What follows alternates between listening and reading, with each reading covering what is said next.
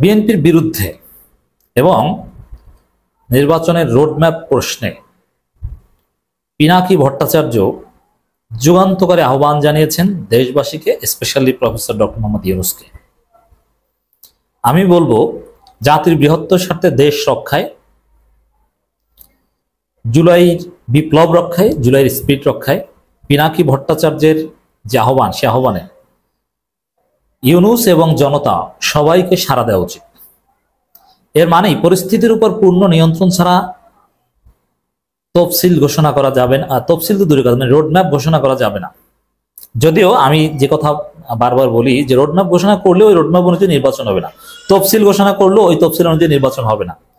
কিন্তু এটা ইউনূস সরকার যেন তেন রোডম্যাপ কেন ঘোষণা করবে যে রোডম্যাপ অনুযায়ী কাজ হবে না?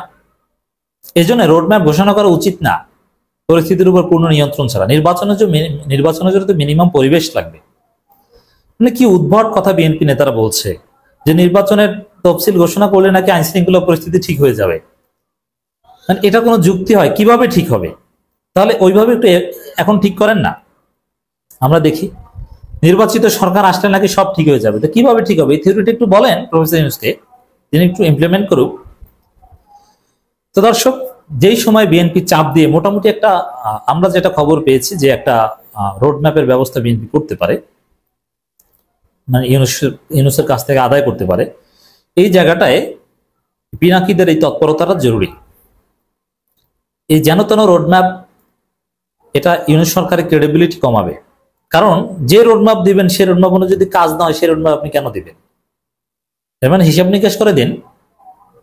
এই বিষয়ে কেউ মুখ খোলেনি, কেউ রোডম্যাপের বিরুদ্ধে স্পষ্ট বলেনি, কিন্তু পিনাকি ভট্টাচার্য বলেছে।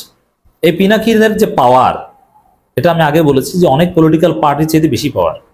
Pinaki itself is an institution, অনেক ক্ষেত্রে in some consideration more than a political party. Pinaki কি পারে দেখেছেন না? বিএনপি একদম টোটাল বিএনপি চুপসে গেছে পিনাকির চাপে। এখন এই দুদু এবং বরকতুল্লাহ বুলুর বিরুদ্ধে চিঠি দিয়ে সতর্ক করেছে। এটা পিনাকির ভিডিওর ফলে, নইলে করতেন না। তো দর্শক, পিনাকির বক্তব্যটা একটু আমরা লাইন বাই লাইন বিশ্লেষণ করব, কারণ এই পিনাকিদের এই সোচ্চার হওয়া, এই সরব হওয়াটাই দেশকে বাঁচাবে। অনেক বড় বড় কাজ যেটা কোনো রাজনৈতিক দল করতে পারেনি, এই পিনাকিরা করেছে। যেমন ধানমন্ডি 32 জয় বাংলা করে দেয়া, সেই বুলডোজার অভিযান, এটা জরুরি ছিল। আওয়ামী লীগের মনোবল প্রচন্ড রকম ভেঙে দেওয়া হয়েছে, এবং ওই বুলডোজার অভিযান, ধানমন্ডি 32, এগুলোই ধীরে ধীরে ধীরে ধীরে আওয়ামী লীগ নিষিদ্ধের প্রেক্ষাপট তৈরি করেছে। ওইটা না হলে হয়তো আওয়ামী লীগ আজকে নিষিদ্ধ হতো না। ওইটারই ধারাবাহিকতা শাহবাগে অবস্থান কর্মসূচি, এটা পিনাকিদের মাধ্যমে হয়েছে। অতএব এই পিনাকিদের সোচ্চার হওয়া রোডম্যাপের বিরুদ্ধে, এটা জরুরি। আমরা অবশ্যই নির্বাচন চাই, রোডম্যাপ চাই, কিন্তু এমন ভাবে দিতে হবে যাতে সেটা কার্যকর হয়, এবং নির্বাচন চাই যেটা সুষ্ঠু হয়।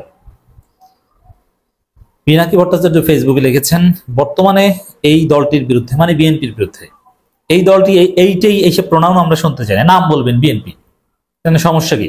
আমরা ভয় পাই নাকি বিএনপিকে? এরা হত্যা করে, সর্বশেষ লক্ষ্মীপুর এক জামাত নেতাকে হত্যা করে বিএনপি হত্যার সেঞ্চুরি উদযাপন করেছে 5 আগস্টের পর, 100 পূর্ণ হয়েছে। কিন্তু বিপ্লবীরা তো এই হত্যাকে ভয় পায় না, অতএব নাম বলতে হবে, সন্ত্রাসীদের নাম বলতে হবে। বর্তমানে এই দলটির বিরুদ্ধে ব্যাপকভাবে নিম্মুক্ত অভিযোগগুলো ওঠায় তারা দেশব্যাপী সমালোচিত হচ্ছে। কি কি? এক, প্রতিদিন হাজার কোটি টাকার চাঁদাবাজির মাধ্যমে অবৈধ আহরণ। দেখেন, এই চাঁদাবাজির দাবিতে, চাঁদাবাজির বৈধতার দাবিতে বিএনপি মিছিল করে, দুর্নীতি করার অধিকারের দাবিতে বিএনপি বিক্ষোভ মিছিল করে। অবাক হচ্ছেন? সত্য, আমি দেখিয়েছি অনেকবার। চাঁদাবাজির দাবিতে মিছিল কি, এটা বলি এখন। এই যে চট্টগ্রাম বন্দরে টার্মিনাল ব্যবস্থাপনা ডিপি ওয়ার্ল্ডের হাতে দেওয়ার একটা উদ্যোগ সরকার নিয়েছে, যেটার বিরুদ্ধে বিএনপির লোকজন, শ্রমিক দলের লোকজন মিছিল করে।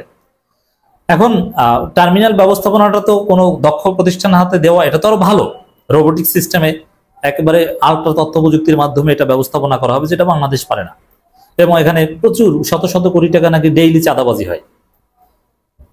এখন সে চাঁদাবাজি করতে পারবে না কোনো প্রফেশনাল কোম্পানির হাতে ব্যবস্থাপনার দায়িত্ব দিলে। এই জন্য এই চাঁদাবাজির দাবিতে মিছিল করে বিএনপি।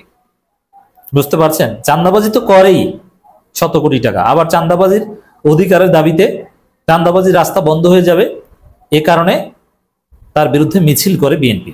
এই হচ্ছে বিএনপি। প্রশাসন ও বিচার বিভাগ রাজনৈতিক নিয়ন্ত্রণ ও শক্তির প্রয়োগ এবং পদ দখল। এর মানে কি নিরপেক্ষ নির্বাচন হওয়া সম্ভব নয়। বিভিন্ন জায়গায় বিএনপির লোকজন, এটা এনসিপির পক্ষ থেকে বলা হয়েছে যে ডিসি, ওসি, এসপি বিভিন্ন জায়গায় বিএনপি পন্থী লোকজন থাকলে সুষ্ঠু নির্বাচন হবে না। বিএনপির বিরুদ্ধে মামলা নিতে চায় না, সংবাদ মাধ্যমগুলো বিএনপি দখল করেছে, বিএনপি নেতারা বড় অপকর্ম করলেও মামলা নিতে চায় না। এমনকি ওয়ারেন্ট আসলে আগে বলে দেয় যে ধরতে যাব কিন্তু সরে যান, আগে ভাগে জামিন নিয়ে আসেন। অতএব প্রশাসন নিরপেক্ষ করা ছাড়া সুষ্ঠু নির্বাচন সম্ভব নয়। বিএনপি দলীয়করণ করে ফেলেছে। পুলিশ ও আইন শৃঙ্খলা বাহিনীর গুরুত্বপূর্ণ পদসমূহ দখল এবং তাদের ব্যবহার করে রাজনৈতিক প্রতিপক্ষ দমন। হ্যাঁ, ওই যে বিএনপির কেউ থানায় গেলেই কাজ হয়ে যায়, যদিও কিছুটা কমেছে। আবার তারা তাদের কথায় না হলে থানায় হামলা করে। এই পরিস্থিতিতে সুষ্ঠু নির্বাচন সম্ভব?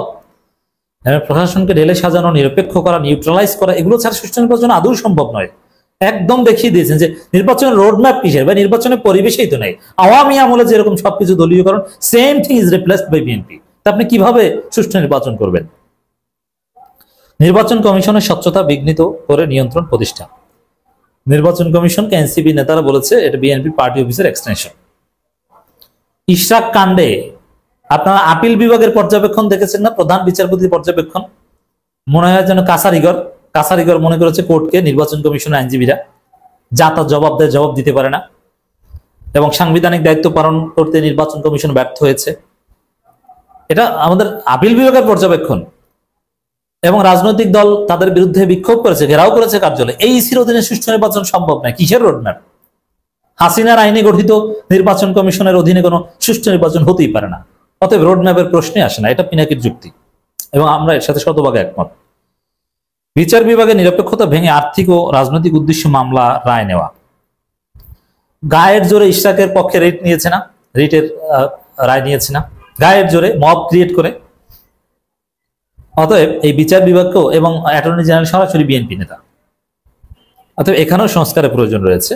তারা এখনো বিচার বিভাগকে প্রভাবিত করতে পারে, মব ক্রিয়েট করে রায় নিতে পারে, রায় ঘোষণা স্থগিত করে পরের দিন তাদের পক্ষে রায় নিতে পারে, বলতে পারে যে আমাদের পক্ষে রায় না দিলে এজলাসে বসতেই দিব না। আইনজীবী সমিতির সভাপতিরা কথা বলতে পারে, পরে একটু সরি বলে নাই, শেষ। মানে এভাবে তো একটা দেশ চলতে পারে না। সুষ্ঠু নির্বাচন, কাঙ্ক্ষিত নির্বাচন হতে পারে না। রাষ্ট্রায়ত্ত সংস্থার একচাটি আধিপত্য প্রতিষ্ঠা করে জনদুর্ভোগ ও দুর্নীতির বিস্তার।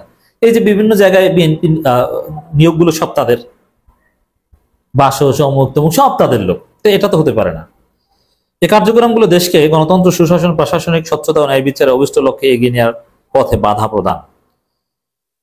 পুরো রাষ্ট্রের উপর কর্তৃত্ব প্রতিষ্ঠা ছাড়া নির্বাচন রোডম্যাপ দেবেন না। ক্লিয়ার কথা। আমরা এই পিনাকি ভট্টাচার্যের এই আহ্বানের সাথে একমত, এবং ইউনুস জনতাকে বলবো যে আপনার এর সাথে এই আহ্বানে সারা দিন, যে রোডম্যাপ দিবেন না। খবর পাচ্ছি আগামীকাল প্রধান উপদেষ্টা অধ্যাপক মোহাম্মদ ইউনুস জাতির উদ্দেশ্যে বক্তৃতা করবেন। দেশবাসীর পক্ষ থেকে তার কাছে বিনীত জিজ্ঞাসা, খেয়াঘাট, টেম্পো স্ট্যান্ড থেকে শুরু করে সর্বত্র চাঁদাবাজি এবং প্রশাসন, পুলিশ এবং নির্বাচন কমিশন, বিচার বিভাগ সহ রাষ্ট্রের সকল প্রতিষ্ঠানে সর্বব্যাপী দখল চালাচ্ছে যে দলটি, তাদের হাত থেকে সমস্ত কিছু মুক্ত না করে কি দেশে একটি অবাধ, সুষ্ঠু, নিরপেক্ষ জাতীয় সংসদ নির্বাচন অনুষ্ঠিত হতে পারে? কখনোই পারে না। অতএব রোডম্যাপ দেওয়া যাবে না। রোডম্যাপ দিলে সেই অনুযায়ী নির্বাচন হবে না।